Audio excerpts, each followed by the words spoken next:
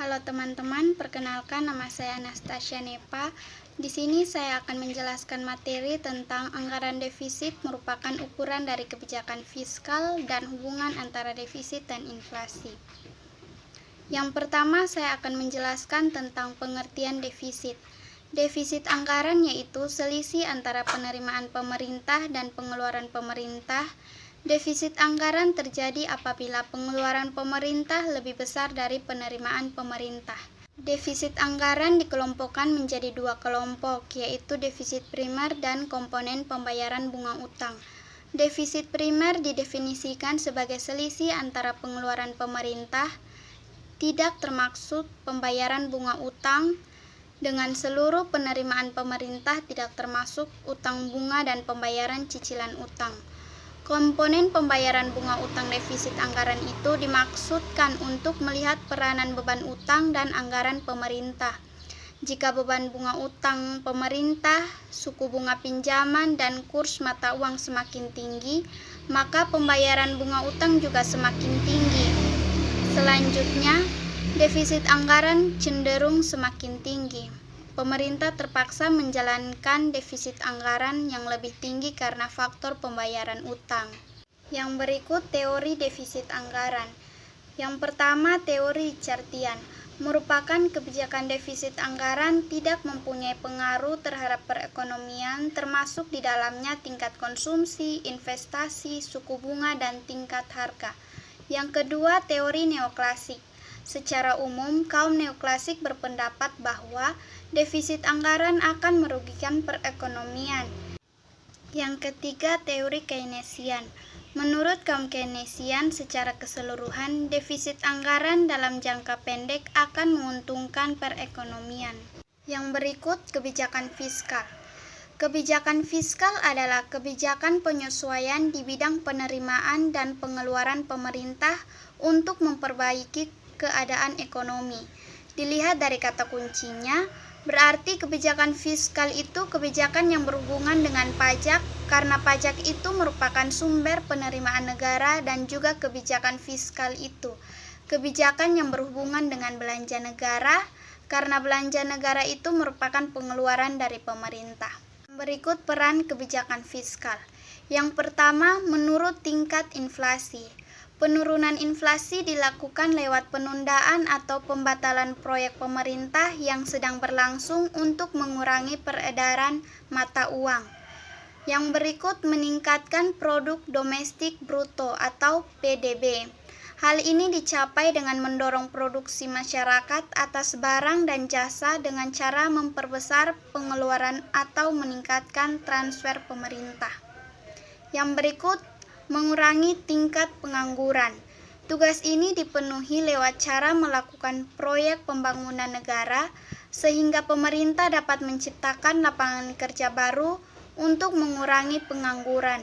Yang berikut, meningkatkan pendapatan masyarakat. Peningkatan dapat dilakukan dengan menciptakan lowongan kerja baru dari pembangunan proyek dan merekrut masyarakat sebagai pekerjanya. Yang berikut, meningkatkan stabilitas perekonomian. Peningkatan kestabilan di tengah ketidakstabilan dapat dilakukan untuk mengurangi dampak internasional fluktuasiklis. Yang berikut, mensejahterakan masyarakat. Peningkatan kesejahteraan masyarakat dapat dilakukan lewat pengaturan pengeluaran pajak, pembelanjaan, dan pengaturan utang sehingga masyarakat lebih sejahtera. Yang berikut, fungsi kebijakan fiskal. Fungsi kebijakan fiskal terdiri dari yang pertama, fungsi otoritas. Fungsi otoritas adalah ketika anggaran negara menjadi pedoman untuk mencari pendapatan dan belanja untuk tahunan yang bersangkutan. Yang berikut, fungsi perencanaan. Fungsi perencanaan merujuk ketika anggaran negara menjadi dasar bagi manajemen dalam merencanakan anggaran tahunan yang bersangkutan.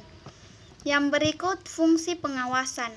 Fungsi pengawasan adalah ketika anggaran negara menjadi pedoman untuk menilai apakah kegiatan penyelenggaraan pemerintah negara sesuai dengan ketentuan yang ditetapkan.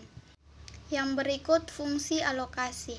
Fungsi alokasi yaitu Ketika anggaran negara dialokasikan untuk tujuan mengurangi tingkat pengangguran dan pemborosan sumber daya, serta menambah efisiensi dan efektivitas perekonomian negara.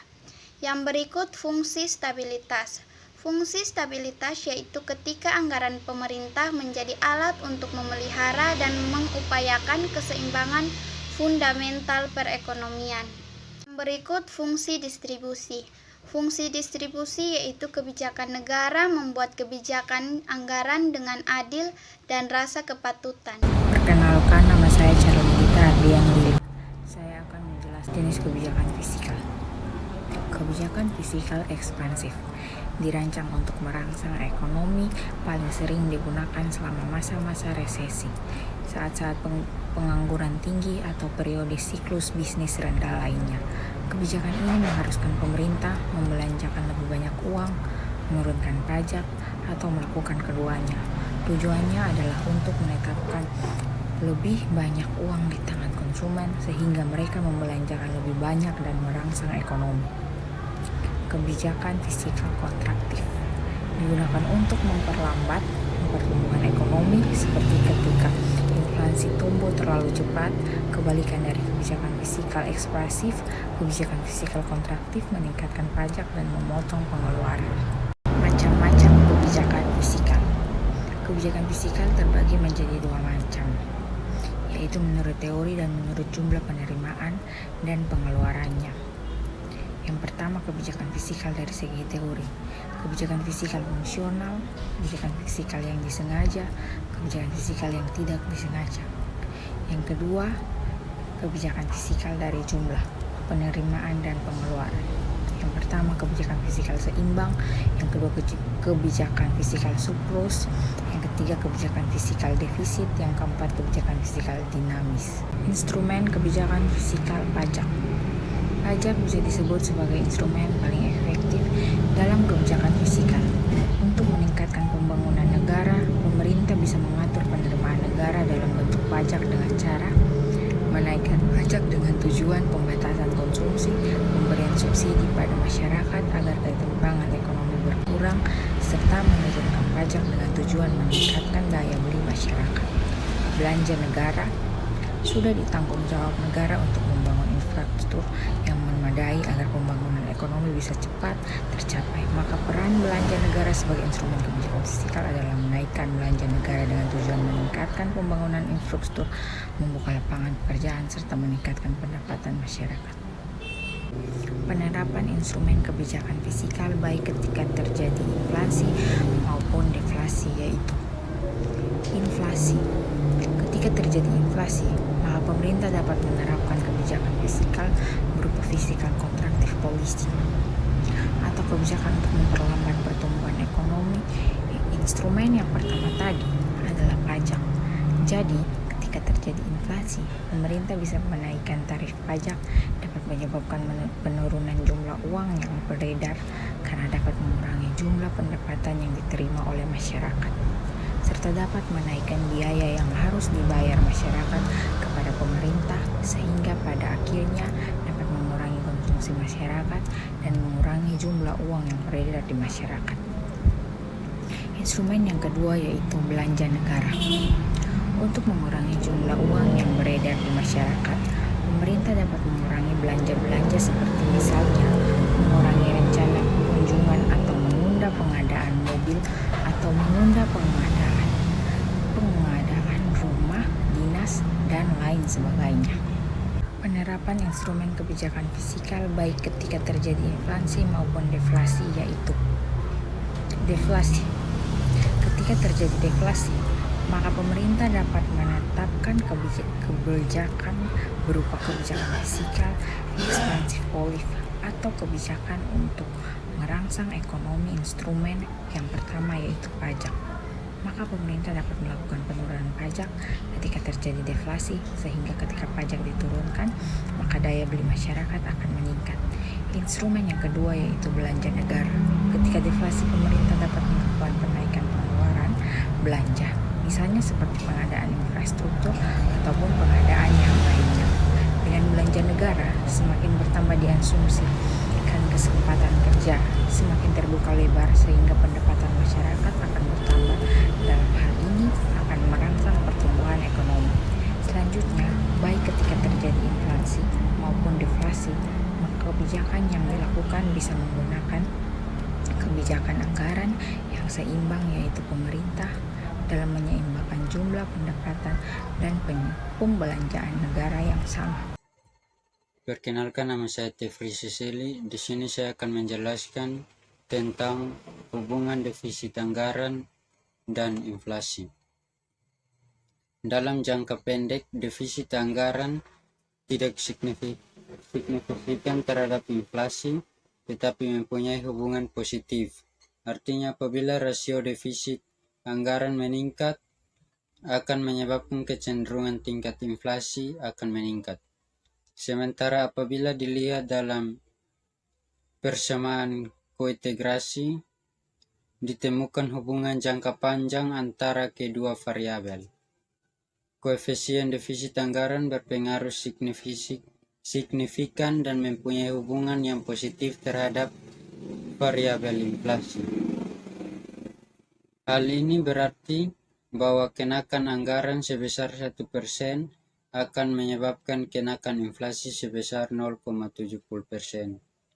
Berarti bahwa kebijakan defisit anggaran yang diambil pemerintah pada tahun ini tidak akan terlihat pengaruhnya terhadap inflasi pada tahun ini juga, namun akan terlihat pengaruhnya dalam beberapa tahun ke depan atau jangka panjangnya.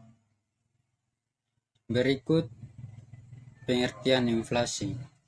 Pada awalnya, inflasi diartikan sebagai kenaikan jumlah uang beredar atau kenaikan likuiditas dalam suatu perekonomian. Pengertian tersebut mengacu pada gejala umum yang ditimbulkan oleh adanya kenaikan jumlah uang beredar yang diduga telah menyebabkan adanya kenaikan harga-harga. Dalam perkembangan lebih lanjut, inflasi secara singkat dapat diartikan sebagai suatu kecenderungan meningkatnya harga-harga barang dan jasa secara umum dan terus-menerus. Dalam pengertian tersebut, terdapat dua pengertian penting yang merupakan kunci dalam memahami inflasi. Yang pertama adalah kenaikan harga secara umum, dan yang kedua adalah terus-menerus. Dalam inflasi harus terkandung unsur kenaikan harga, dan selanjutnya kenaikan harga tersebut adalah harga secara umum. Hanya kenaikan harga yang terjadi secara umum yang dapat disebut sebagai inflasi. Hal ini penting untuk membedakan kenaikan barang dan jasa tertentu.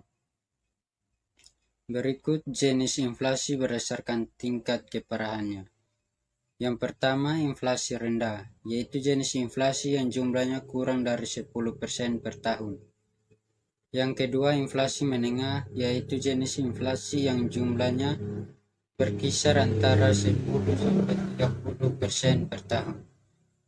Yang ketiga, inflasi berat, yaitu jenis inflasi yang jumlahnya berkisar antara 30-100%. Yang keempat, hyperinflation, yaitu jenis inflasi yang jumlahnya lebih dari 100% per tahun. Berikut faktor-faktor penyebab inflasi. Yang pertama, natural inflation. Natural inflation yaitu inflasi yang terjadi karena sebab-sebab alamiah, yang manusia tidak mampu untuk mencegahnya. Inflasi ini adalah inflasi yang diakibatkan oleh turunnya penawaran agregatif atau naiknya permintaan agregatif. Yang kedua, human error inflation. Human error inflation adalah jenis inflasi yang terjadi karena ulah manusia seperti korupsi, pajak yang tinggi, percetakan uang yang berlebihan. Berikut dampak inflasi terhadap perekonomian. Yang pertama, dampak positif. Memang terdengar aneh apabila inflasi memberikan keuntungan, tapi sebenarnya ada beberapa pihak akan diuntungkan dengan adanya inflasi. Contohnya produsen atau pengusaha yang akan mendapatkan pendapatan lebih tinggi dibandingkan kenakan biaya produksi. Pada saat terjadi inflasi, produsen akan terdorong memproduksi lebih banyak barang yang akan meningkatkan penghasilan produsen, terutama produsen kebutuhan pokok yang barangnya akan tetap dibeli meskipun harga barang naik. Yang kedua, dampak negatif. Menurunkan kesejahteraan masyarakat terutama bagi mereka yang memiliki penghasilan tetap. Dengan adanya inflasi, harga barang-barang di pasar naik, sedangkan penghasilan masyarakat tidak mengalami perubahan. Hal ini dapat menurunkan kesejahteraan masyarakat karena daya beli masyarakat menjadi rendah. Memburuk distribusi pendapatan. Inflasi akan menguntungkan apabila tingkat pendapatan suatu negara lebih tinggi dibandingkan lajunya inflasi. Tetapi jumlah yang mengalami keuntungan itu jauh lebih sedikit dibandingkan mereka yang mengalami kerugian.